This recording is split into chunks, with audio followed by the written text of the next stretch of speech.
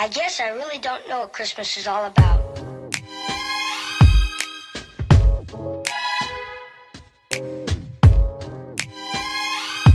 there anyone who knows what Christmas is all about?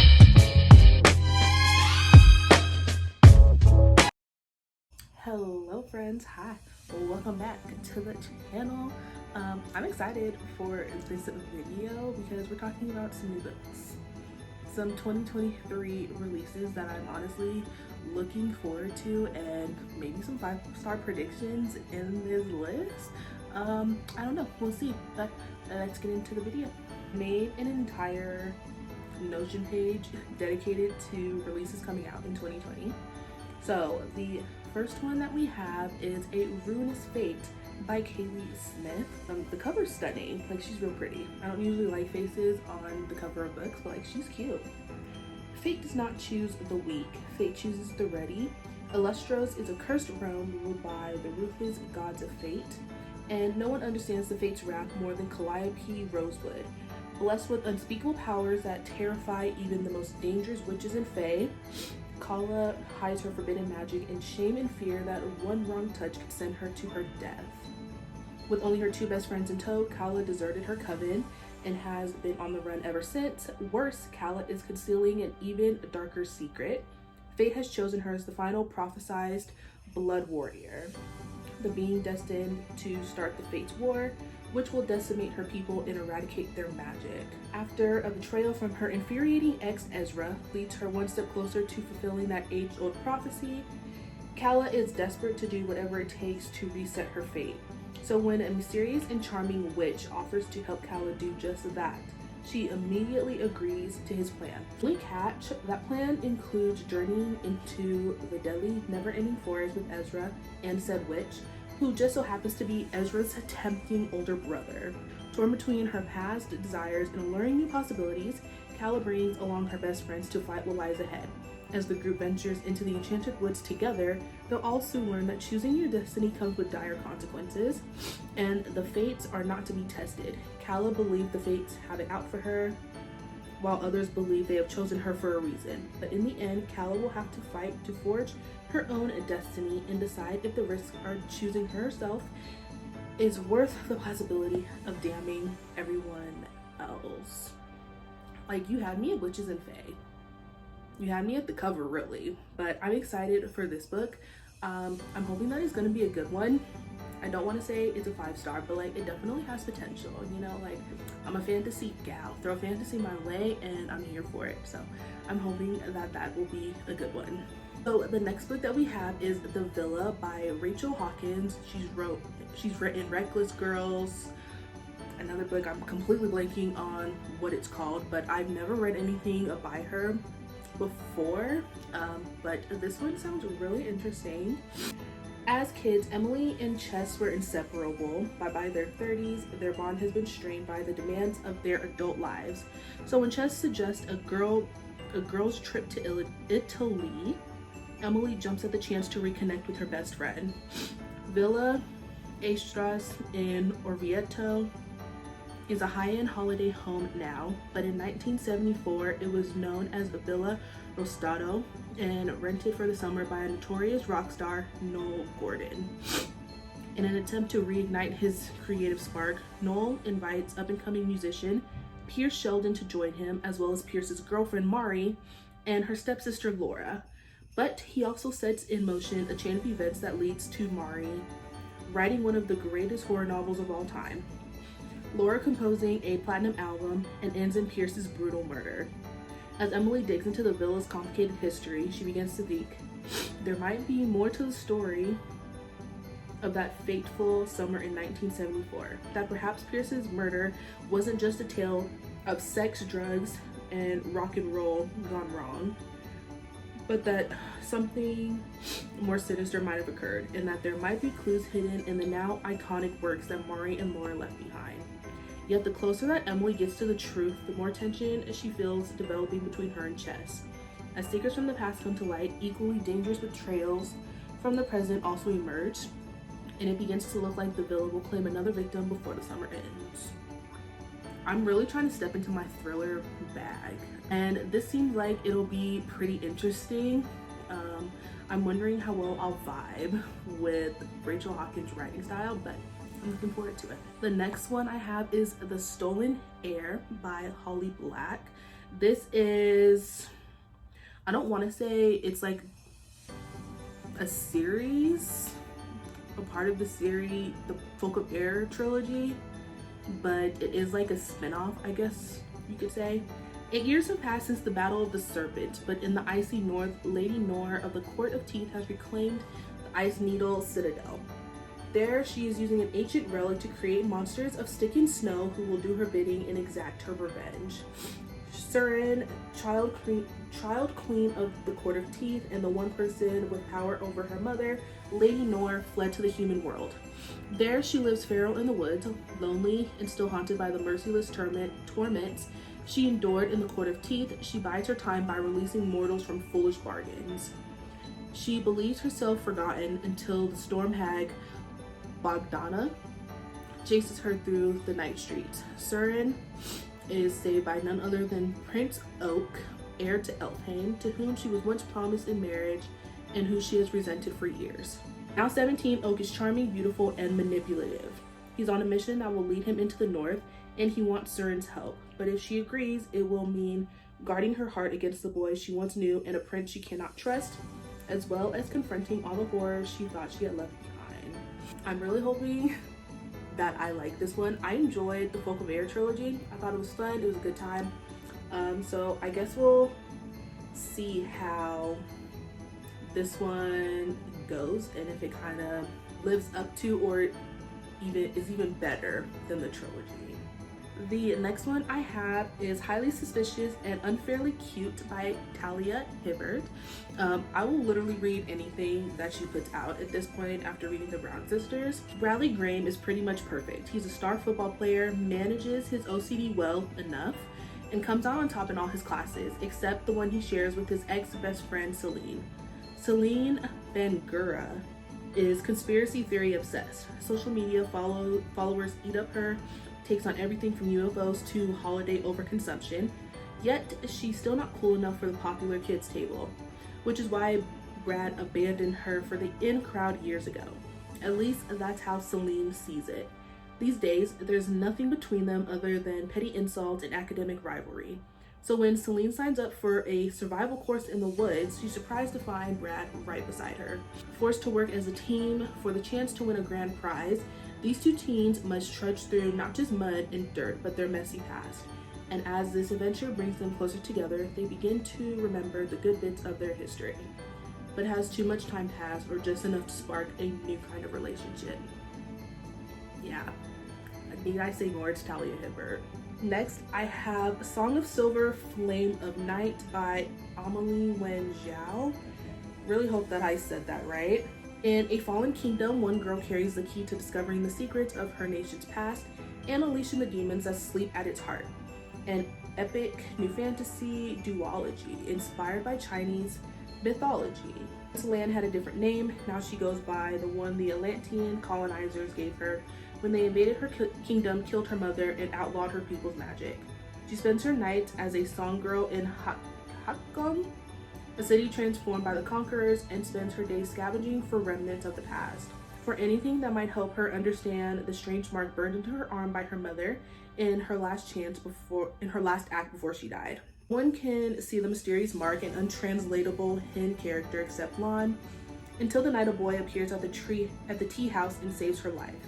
Zen is a practitioner, one of the fabled musicians of the Last Kingdom, whose abilities were rumored to be drawn from the demons they communed with. Magic believed to be long lost, magic to be hidden from the Atlanteans at all costs. Both Lan and Zen have secrets buried deep within. Fate has connected them, but their destiny remains unwritten. Both hold the power to liberate their land, and both hold the power to destroy the world. Yeah. I need to read this one. I never read an Amelie Wen Zhao book, but I'm kind of excited to read this one. I've been wanting to read some of her books, and I just feel like this one might be a good place to start. Next, I have X's and O's by Amy Lee. Book connoisseur Tara Chen has had her heart broken 10 times by 10 different men, all of whom dumped her because of her stage 5 clinger tendencies. Nevertheless, Tara is determined to find the one. The only problem? Classic meet cutes are dead thanks to modern dating apps, so Tara decides to revisit her exes in hopes of securing her very own trope-worthy second chance romance.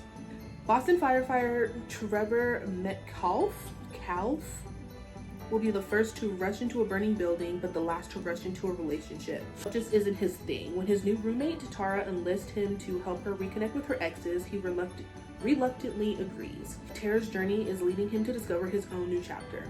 The more time they spend together, the more Tara realizes Trevor seems to be the only one who appreciates her authentic, dramatic self. To claim their happily ever after, can Tara and Trevor read between the lines of their growing connection? I really have been just wanting like some really good romance reads lately, and so I'm excited for this one. Excited to see how this goes, because sometimes romance is a bit of a hit or miss, and I'm hoping that this one's a hit because it sounds like it could be a really good one. Next, I have Hellbent by Miss Leigh Bardugo. I'm obviously reading this one. I read Ninth House and I really enjoyed it, so looking forward to this sequel. Alexi Stern is determined to break Darlington out of hell, even if it cost her a future at Leaf and at Yale. But Alex is playing with forces far beyond her control, and when faculty members begin to die off, she knows that these aren't just accidents. Something deadly is at work in New Haven, and if Alex is going to survive, she'll have to reckon with the monsters of her past and a darkness built into the university's very walls. I'm ready to see more of Darlington. Next book that I have is Secretly Yours by Tessa Bailey. I've read quite a few Tessa Bailey books and I've enjoyed them, and this will probably be no different. Haley Welch fell hard for Julian Voss at 14 after they almost kissed in the dark vineyards of his family's winery. Now the prodigal hottie has returned to their small Napa town. When Haley is hired to revamp the gardens of the Voss estate, she wonders if she'll finally get that smooch. But the grumpy professor isn't the teenager she remembers, and their polar opposite personalities clash spectacularly. One Winefield girls' night later, Haley can't shake the sense that she did something reckless, and when she remembers the drunken secret admirer letter she left for Julian, oh shit. On sabbatical from his Ivy League job, Julian plans to write a novel, but having Haley gardening right outside his window is the ultimate distraction.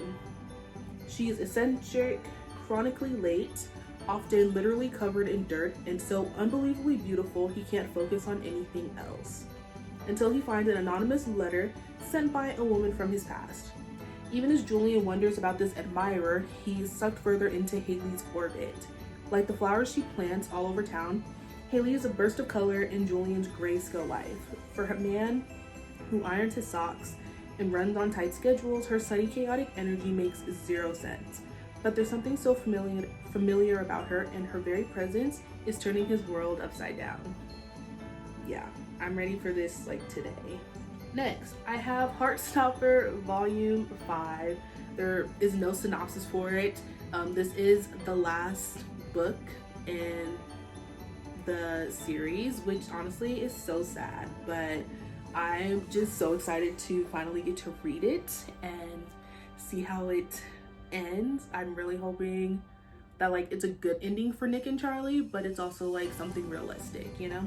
Next, Just My Type by Fallon Ballard. Lana Parker is an expert girlfriend. After a disastrous breakup with her high school boyfriend, she's bounced from long-term relationship to long-term relationship, and even works as the dating and relationships columnist for one of Los Angeles' trendiest websites. But when Lana suddenly finds herself single, she's ready to take a break, both personally and professionally. That is until her high school ex, Steph Carson, takes an assignment at Lana's site.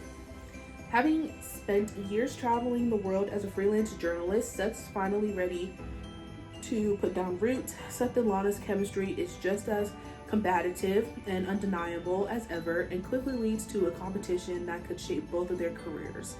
Pitted against each other by Lana's boss, they are each tasked with writing an article series that goes against their usual dating type. Lana needs to write about being single and staying single, while Seth must learn to settle down and become boyfriend material. Whoever series is most popular wins a highly coveted dream job. But when the two square off, it's not their careers on the line, it's also their hearts. How cute. More romance. I'm hoping that it's good. I've never read anything by Fallon either. I don't even remember how this book came up on my radar, but I saw it and I was like, sounds pretty good. I'm here for it. Next is The Last Tale of the Flower Bride by 𝙲𝚘𝚗𝚗𝚆𝚒𝚘𝚗. The cover is stunning. Upon a time, a man who believed in fairy tales married a beautiful, mysterious woman named Indigo Maxwell Castaneda. He was a scholar of myths. She was an heiress to a fortune, exchanged gifts and stories, and believed they would live happily ever after. And in exchange for her love, Indigo extracted a promise that her bridegroom would never pry into her past. But when Indigo learns that her estranged aunt is dying, and the couple is forced to return to her childhood home, the House of Dreams, the bridegroom will soon find himself unable to resist. For within the crumbling manor's extravagant rooms and musty halls, there lurks the shadows of another girl, Azu? Indigo's dearest childhood friend who suddenly disappeared.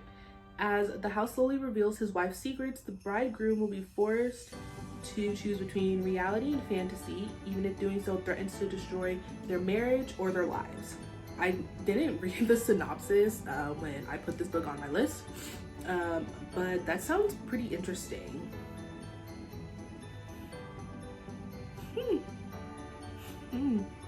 Next book I have is One of Us Knows by Alyssa Cole. Never read Alyssa Cole in my life, but I know she writes romance. I know she's written some thriller mystery books. And I've never read either one of them, but this one I was really interested in reading. So it says, years after a breakup and a diagnosis of dissociative identity disorder derailed her historical preservationalist career, Kentria Nash and her alters have been given a second chance and they can't refuse a position as resident caretaker of a historic home. Having been dormant for years, Ken has no idea what led them to this isolated Hudson River island, but she's determined not to destroy their opportunity. Then a surprise visit from the Home's Conservation Trust just as nor'easter bears down on the island disrupts her newfound life, leaving Ken trapped with a group of possible dangerous strangers, including the man who brought her life tumbling down years earlier. When he turns up dead, Ken is the prime suspect. Caught in a web of secrets and in a race against time, Ken and her alters must band together to prove their innocence and discover the truth of Kavanaugh Island and their own past, where they risk losing not only their future, but their life. I really hope that this is done well, because usually in media, especially, DID is not portrayed in the best light. So I hope that this isn't gonna be one of those situations where it's like, because they have DID, they're like a dangerous person or anything. So I'm just hoping that Alyssa Cole just portrays it in a respectful way. So next I have The Adventures of Amina Al-Sarafi by Shannon Chakraborty. Once again, I have yet to read the Daevabad trilogy.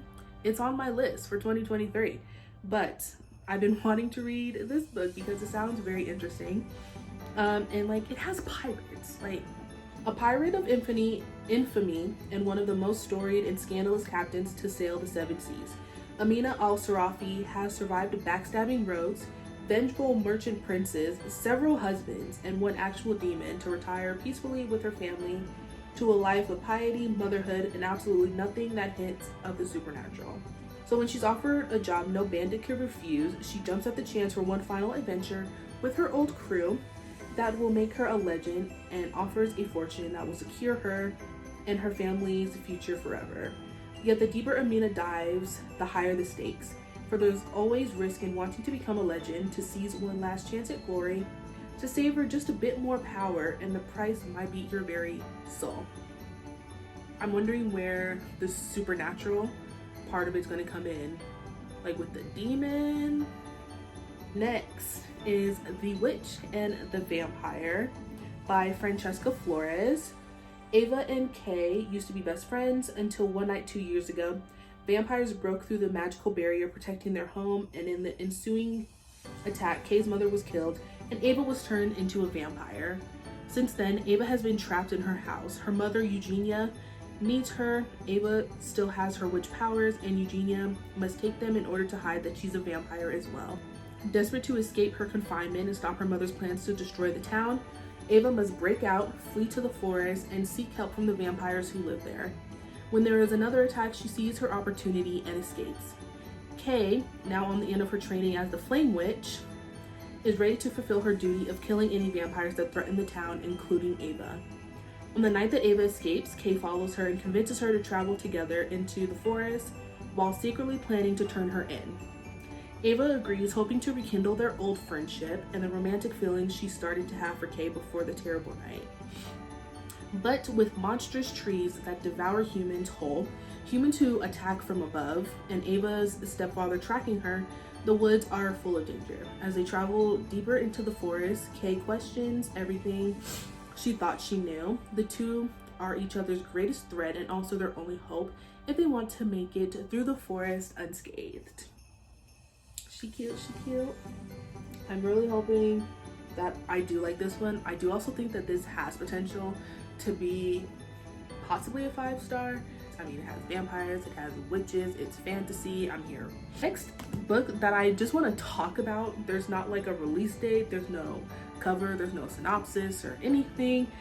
That is the sequel to Foul Lady Fortune. It does say that it's supposed to come out in 2023, but there's no like official release date. But I just wanted to mention that one, throw it out there. So that is the last book I have to talk about with you guys. I really am hoping that most of these books, if not all of these books, turn out to be great 2023 reads. If there's some books that I didn't mention but you guys are like, hey, you may like this, leave them down in the comments below so that I can check them out. And yeah, thank you guys for watching, and I will see you in the next one.